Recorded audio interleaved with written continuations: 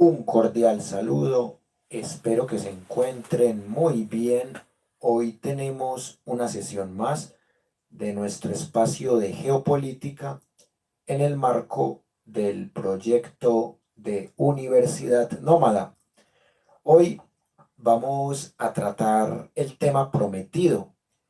Vamos a hablar de mitos, de religiones, de iglesias, de sectas, de idolatrías, de conflictos entre diferentes personas que creen en religiones muy divergentes, como el cristianismo y sus variantes, también el tema del islamismo y sus variantes, lo mismo que religiones como el hinduismo, el taoísmo, otras que no son religiones, pero que son consideradas como creencias espirituales o filosofías mal llamadas ateas como el budismo. Así que vamos a tener una sesión muy especial en esta velada de la Universidad Nómada. Lo primero que tengo por decirles es la importancia de que en un país como Colombia exista la libertad de cultos, porque es esta libertad la que nos permite inexorablemente hablar de estos temas. Si Colombia fuera una teocracia, como lo fue hasta 1991, sería muy complicado analizar algo con sensatez y alejarse del dogma dominante. Por aquí veo que ya empiezan a llegar los primeros comentarios de la noche y vamos a analizarlos con el rigor que merecen. Y también nos sobra decir que estos temas hay que trabajarlos con filosofía, con historia, con rigor, sin el más mínimo fanatismo, porque eso entorpece bastante cualquier indagación que pretenda ser, entre comillas, intelectual. Un saludo para Jonathan Peláez, muy buenas noches. También buenas noches para Cristian Monterrosa y para la gente que de a poco se va conectando a la sesión de hoy. Entonces, cuando hablamos de estos conceptos, quiero que nos hagamos una primera pregunta. Por ejemplo, ¿qué diferencias conceptuales, epistemológicas hay entre mitos, religiones, iglesias, sectas, idolatrías y otro tipo de manifestaciones? Los mitos son relatos, si nos vamos al griego, y por eso la Ilíada y la Odisea son relatos sobre héroes y dioses y diosas también. Entonces, se ha creído falsamente que mito significa mentira o falsedad, pero si nos vamos al sentido estricto, un mito significa un relato que usualmente trata sobre dioses, diosas y héroes, o heroínas también. Y nos encontramos con los más clásicos, como la Ilíada y la Odisea, o los trabajos y los días de Hesiodo. Y vemos que hacen parte de un género poético griego, que es la poesía épica. Hasta ahí todo normal. Pero, ¿en qué momento se da la transición del mito a la religión? Y sobre todo a las religiones dominantes que tenemos en este momento en el mundo. Cuando el mito se vuelve poder, ahí nace el concepto de religare, un concepto latino que es la raíz etimológica de religión. ¿Y qué significa religar? Volver a ligar. Es como ligar a una criatura supuestamente creada con una criatura supuestamente creadora. Esta es la base de las tres grandes y famosas religiones monoteístas, que son el cristianismo en todas sus variantes, el islamismo también y el judaísmo. Entonces, la diferencia puntual entre religiones y mitos es nada más el poder. Por eso estamos hablando de geopolítica de las religiones, porque estamos analizando los conflictos entre religiones, los dominios, los poderes o las voluntades de poder, como diría Nietzsche, entre las religiones. Y encontramos que la historia está llena de conflictos. Y hay gente que cree que esto se quedó en la Edad Media. Es decir, que en el siglo XX y en el siglo XXI los conflictos religiosos son muy pocos. Pero solamente quiero que hagamos un pequeño recorderis de los conflictos religiosos en el siglo pasado y en el siglo XXI. El levantamiento de los Boxers entre julio y agosto de 1900. Esto incluyó masacres a feligreses cristianos y a misioneros católicos, ortodoxos y protestantes. Asesinaron aproximadamente a 30.000 fieles católicos, a 2.000 protestantes, a 300 ortodoxos, y acá fue famosa la masacre de Taiyuan. Y esto claramente es un hecho que no se puede ignorar en la historia. Recordemos que el levantamiento de los Boxers fue en China y fue un movimiento que nació en 1898, pero que estalló en 1900. Y esto fue producto de la dinastía Qing, que fue supuestamente un levantamiento contra el imperialismo. Otro ejemplo, el mal llamado genocidio armenio, griego y asirio, realizado por autoridades del Imperio Turco Otomano, que es algo que menciona mucho nuestro amigo Erdi.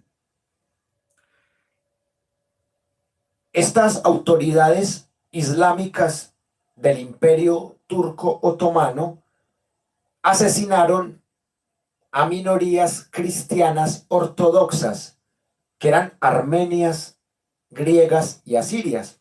O sea que no debería llamarse el genocidio armenio, griego y asirio, sino que debería llamarse simplemente el genocidio del Imperio Turco Otomano a minorías cristianas, ortodoxas, griegas, armenias y asirias.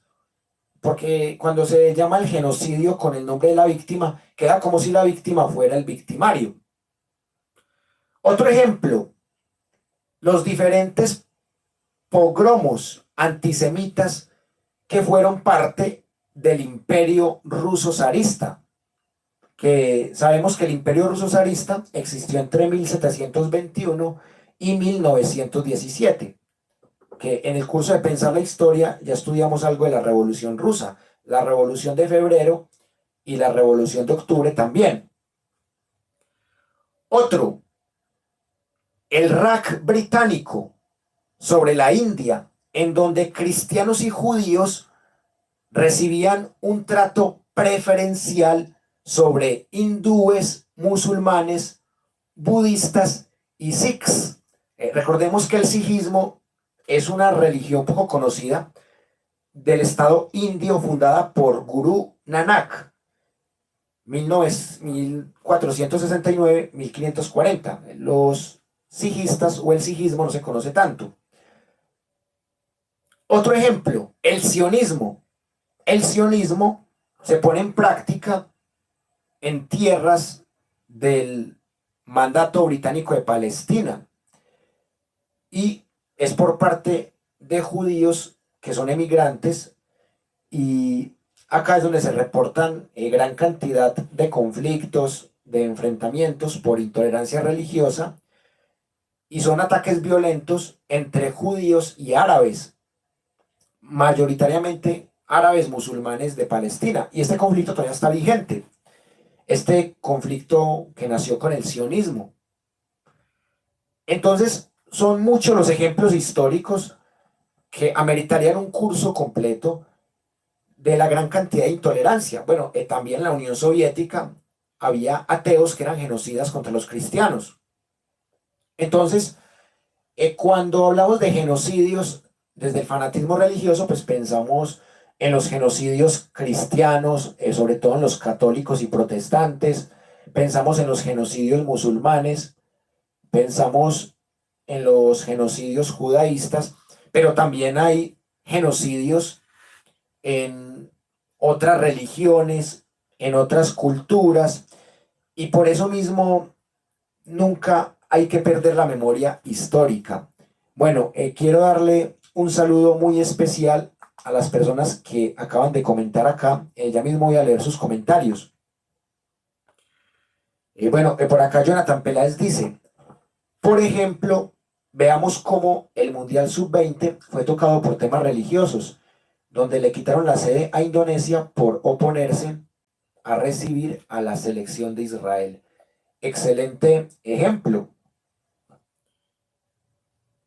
Y también llama la atención de cómo Israel juega las eliminatorias europeas, precisamente por evitar estos problemas con países asiáticos.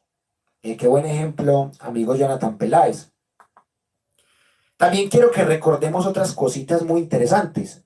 Por ejemplo, en Tailandia, los musulmanes del sur han intentado independizarse del gobierno central, liderado por la mayoría budista taí, porque el budismo es la doctrina del 95% de los tailandeses y supuestamente es la religión oficial de la monarquía y del Estado. Pero hay que tener en cuenta algo, que algunas personas difieren en que el budismo sea una religión. Algunos dicen que es una filosofía atea, pero sea una religión o no, por no tener un dios, por tener solo un profeta como Buda, no deja de ser una doctrina, porque termina en ismo. Entonces, en Tailandia, el tema es complicado para los musulmanes. En Filipinas, los musulmanes llamados moros han intentado independizarse también del gobierno central porque la mayoría de filipinos son católicos.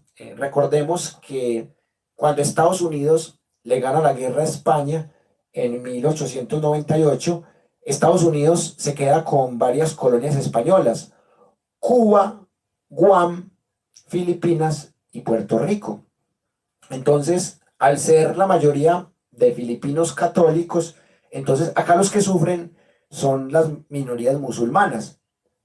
En Birmania, la minoría musulmana llamada Cham ha sido violentamente reprimida por militares birmanos que son budistas. Y acá se incluyen todo tipo de atropellos, violaciones, destrucción de propiedad, asesinatos selectivos. Y hay organizaciones de derechos humanos que acusan al gobierno birmano de discriminar diferentes minorías religiosas que no sean budistas, especialmente islámicos. En Vietnam, bajo un gobierno católico, o más bien con un gobierno católico para que suene mejor, y un gobierno antisocialista del señor Dinh Dien, los budistas fueron perseguidos sistemáticamente y se promovió el catolicismo, a pesar de ser el budismo la religión, entre comillas, o la doctrina más bien mayoritaria. Entonces miren, hay persecución contra musulmanes, hay persecución contra cristianos, hay persecución contra budistas. En Chipre se suscitó un conflicto entre los chipriotas de raíces griegas y la religión cristiana ortodoxa, también con los turcos de creencias musulmanas. En Egipto, la minoría de cristianos coptos asegura sufrir discriminación por parte del gobierno y autoridades musulmanas. Entonces, miren, esto pasa en Egipto, en Chipre, en Vietnam, en Birmania, en Filipinas, en Tailandia. El fanatismo religioso está en todas partes.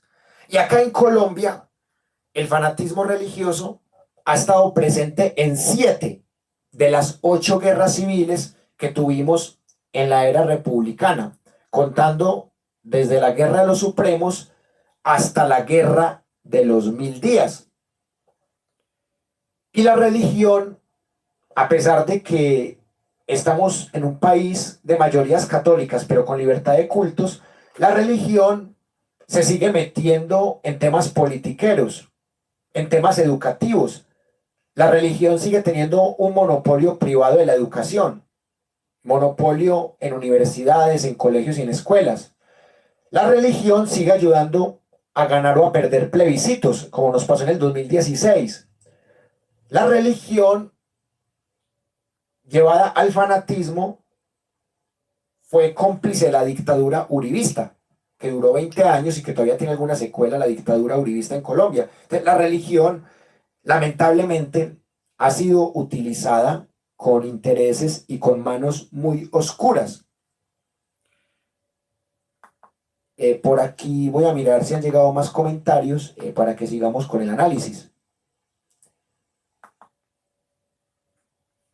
Un saludo para Álvaro Arango.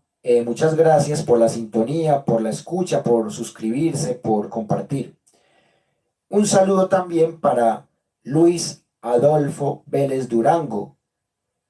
Dice Luis que desde mi conocimiento histórico, ¿para qué ha servido alguna religión en sentido positivo? Las religiones solamente han servido para una cosa: para que las personas le tengan menos miedo a la muerte. Estoy hablando de las religiones más dominantes, del cristianismo, del islamismo, del judaísmo. Estas religiones solo han servido para que las personas le tengan menos miedo a la muerte, como ayuda espiritual. Pero han servido también para élites, porque si ustedes leen los libros que escribió Karl-Heinz Dessner sobre la historia criminal del cristianismo, que es un texto que ya hemos analizado aquí también en el curso de Pensar la Historia, se pueden dar cuenta que en el caso del cristianismo ha sido una religión en sus diferentes iglesias muy útil para las élites, para que las élites se enriquezcan. Por ejemplo, el Vaticano. El Vaticano está lleno de oro, de riquezas. El Vaticano es un país, el país más pequeño del mundo. Palestina no es un país, el Vaticano sí. Kosovo sí es un país. Entonces, la religión ha servido para que las élites tengan más poder, más dinero, más injerencia en la cultura, en la sexualidad de las personas. Entonces, hay gente que dice, pero es que la religión no tiene la culpa. La culpa es de las iglesias, o la culpa es de algunos fanáticos que han dirigido la religión. La religión no tiene la culpa. Puede que tengan razón, pero si la religión se hubiera quedado en mitos, no sería un sistema que tuviera que imponerse por la fuerza. No sería un sistema para crear desigualdades entre hombres y mujeres, entre ricos y pobres, entre heterosexuales, bisexuales y homosexuales, entre blancos, afros e indígenas. O sea, si la religión no fuera un instrumento colonialista e imperialista, entonces se hubiera quedado en la mera literatura, en el mito. Sería como la Ilíada y la Odisea. La Biblia sería como la Ilíada y la Odisea. Serían relatos que la gente los tomaría como eso y no se matarían por un libro supuestamente sagrado o por la traducción de un libro supuestamente sagrado. Lorena Sánchez Varela, qué rico verte por aquí. Muchas gracias por la sintonía. Las religiones han servido para controlar la sexualidad, para enriquecer a unos pocos y para que otros pocos le pierdan el miedo a la muerte. Esa ha sido la función principal. El budismo es diferente porque, como dice Nietzsche en el Anticristo, el budismo cumple sin prometer. El budismo no te promete un paraíso u otra vida. En el budismo no hay un Dios creador. En el budismo hay un estado que se busca de desapego total o casi total, que es el nirvana. Y hay un profeta que es Buda, que es el ejemplo a seguir. Por eso algunas personas dicen que el budismo no es una religión. Está para el debate. Lorena Sánchez Varela, buenas noches de nuevo para ti. Tú tienes una inquietud, preguntas por mi cosmovisión y qué opino sobre el texto plasmado en la versión de la Reina Valera. Bueno, yo he tenido la oportunidad de leer esa traducción de la Biblia y considero que tiene más cercanía a los textos primigenios que la Biblia de traducción católica. Lo digo desde el trabajo exegético y hermenéutico. Y considero que los protestantes tienen más cercanía a lo que se conoce como el bibliocentrismo y a las miradas que podríamos llamar crísticas o cristocéntricas. Los católicos adoran imágenes, los protestantes son iconoclastas, los católicos veneran a la Virgen María, los protestantes no. Los católicos celebran la fiesta pagana de la Navidad, los protestantes no. Los protestantes son un poco más juiciosos con los estudios bíblicos y son más apegados a la letra que dice la Biblia. Los católicos, como también lo vemos en el trabajo investigativo de más de 10 libros de Desner, los católicos traducen mal la Biblia adrede, engañan, se inventan arquetipos que en la Biblia no están, arquetipos como el infierno, como el purgatorio. Les recomiendo mucho un texto que hemos trabajado en el curso de Pensar la Historia, de Jacques Le Goff, historiador francés. ¿Cómo se inventaron el purgatorio en la Edad Media? Esa es la pregunta que él responde. El purgatorio fue un invento por la simonía, porque la simonía fue una institución que se creó en la Edad Media para que la iglesia fuera más rica, porque había gente que había sido muy mala, que había matado mucho, que había cometido muchos pecados. Entonces el sacerdote le decía, usted fue muy malo, pero usted es muy rico. Si usted le dona su riqueza a nuestra iglesia, a la causa divina, usted puede llegar a un lugar intermedio entre el cielo y el infierno. Y ahí es como se inventan el purgatorio, con la simonía. Y por eso es tan importante estudiar este tipo de historiadores. Un saludo para el amigo César Jiménez, desde Medellín, Colombia, hasta España. Qué bueno que ya esté conectado. En España son las 4 de la mañana, ¿cierto? Se está celebrando el Ramadán, así es. Y hablando de esas diferencias entre católicos y protestantes, los protestantes se acercan más a las raíces judías, a las raíces primigenias. Los católicos son más romanos. Y a nosotros nos llegó fue esa forma del catolicismo romano. El protestantismo también fue muy perseguido en el siglo XIX y en el siglo XX.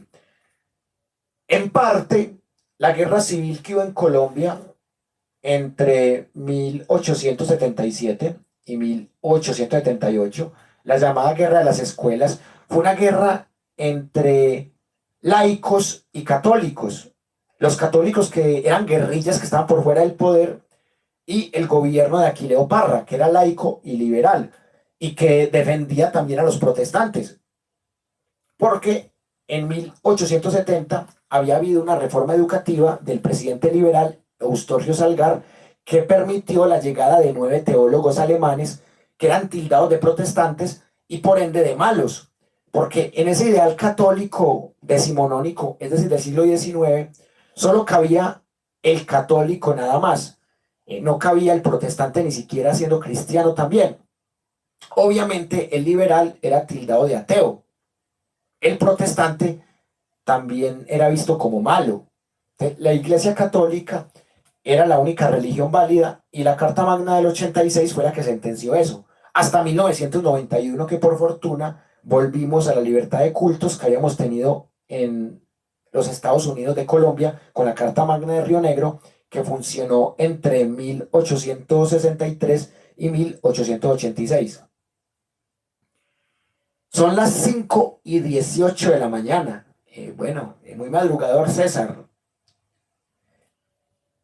Soy ateo y lejos de las religiones. Yo también quiero que hablemos de esas otras formas de pensar esto, porque el ateísmo también ha sido muy satanizado, sobre todo en las culturas monoteístas.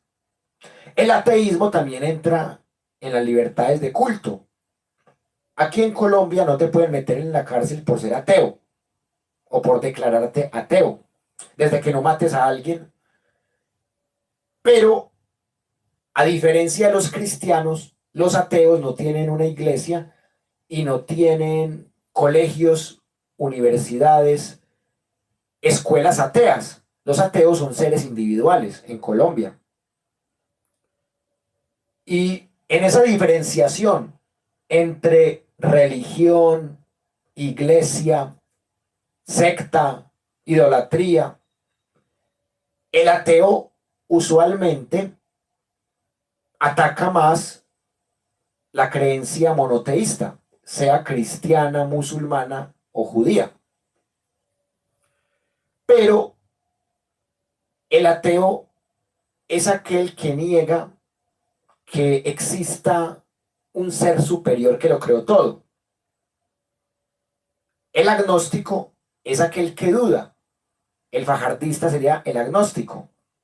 Y también existe una corriente que mezcla el ateísmo con el agnosticismo. Pero si la diferencia entre el mito y la religión es el poder, la diferencia entre las religiones y las sectas también es el poder.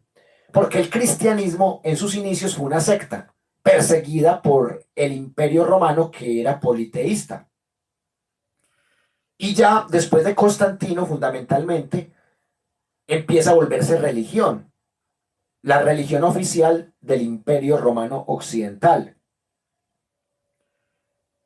Y el protestantismo marca el nacimiento de nuevas iglesias. Pero recuerden que cuando el cristianismo católico se impuso en la Alta Edad Media, eliminó otras formas de cristianismo que consideraba malas. Eliminó, por ejemplo, los arrianos, los nestorianos. No solamente fue que quemaran estatuas de las creencias politeístas grecorromanas, también eliminaron otras formas de cristianismo que ellos creían que no eran válidas.